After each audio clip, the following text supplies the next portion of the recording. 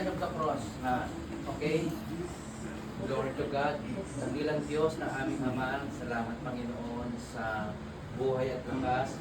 Salamat Panginoon sapagkat ang kaarawan ng aming Panginoon Kristo, Panginoon, ay simbolo ng kaligtasan sa pamamagitan ng iyong binigay na bugtong na anak ng Kristo. Kami ay nagkaroon ng kaligtasan. Salamat Panginoon sapagkat tinatawad kami at kami ay tinubos sa pamamagitan ng dugo ni Kristo.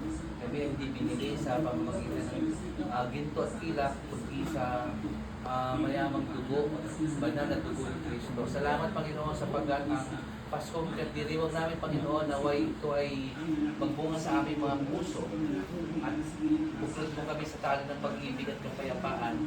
Pagbunga sa amin ang iyong pag-ibig, gaya ng pag-ibig mo sa aming tagapagligtas ng Diyos Kristo.